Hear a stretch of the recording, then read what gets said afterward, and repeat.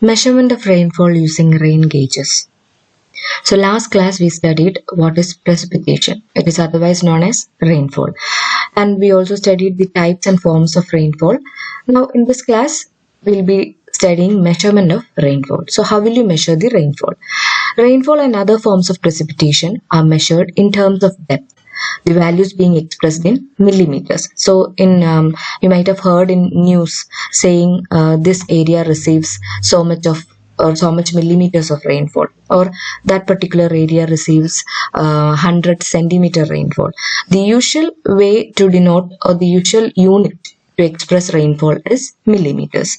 Now 1 millimeter of precipitation means how much amount of water is needed in order to cover a particular area with 1 mm thickness layer of water. Okay, now usually to measure rainfall we use an instrument called a rain gauge. So this rain gauge is also known as pluviometer, ombrometer, hydrometer, etc. Now there are various methods, various devices and techniques used in order to measure rainfall, like rain gauges, snow gauges, radar, satellites, scratching of snowpacks, water equivalent in snowpacks, etc.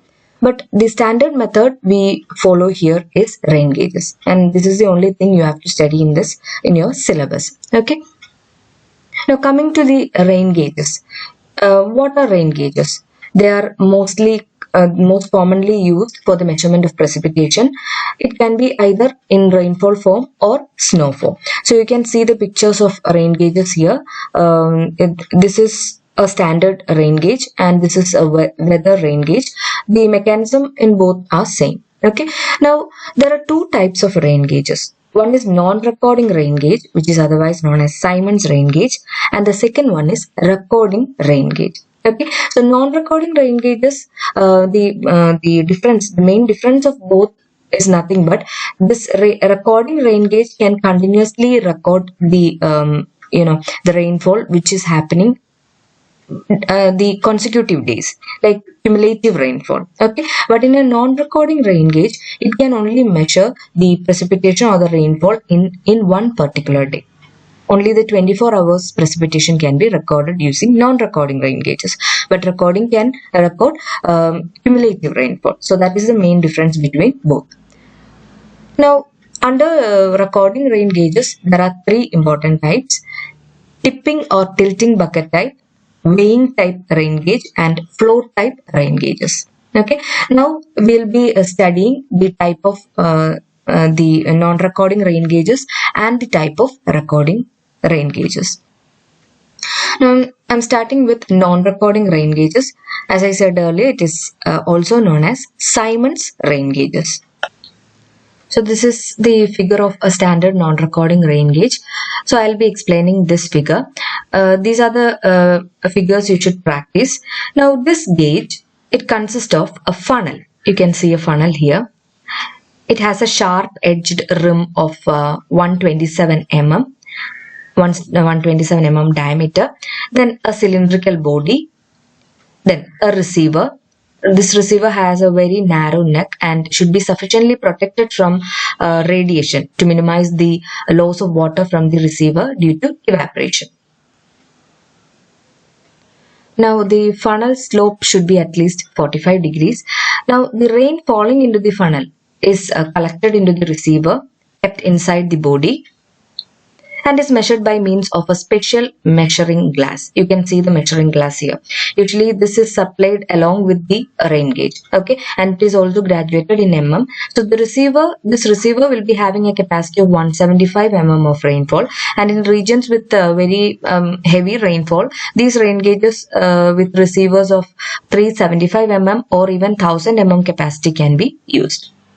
Now, about this measuring glass has a capacity of 25 mm, and it can be the least amount of water can be measured in this is 0.1 mm. You can see this figure. The rain gauge is usually fixed on a masonry or a concrete foundation. This is of size 60 into 60 into 60 centimeter, which is actually sunk into the ground. You can see the ground level here. So into this foundation, the base of this gauge is cemented. so that the rim of the gauge is exactly 30 centimeter above the ground. Okay, now the top of the gauge is should be perfectly horizontal. Now the rainfall is recorded using a non-recording rain gauge on every day, maybe morning 8:30 a.m. That is the usual time that they take the recording. Now at this routine time of observation, what happens? The funnel is removed first, then the receiver is taken out and the rainwater is collected in the receiver, is carefully poured into this measuring glass, and we can take the measurement of rainfall without any error. As I said earlier, this is of capacity only 25 mm. So when the rainfall exceeds 25 mm, this measuring glass will be used as many times required. Okay. So suppose you have used this measuring glass like 5 times, then the sum of all the readings taken in that 24 hours will be recorded as the rainfall of that particular day.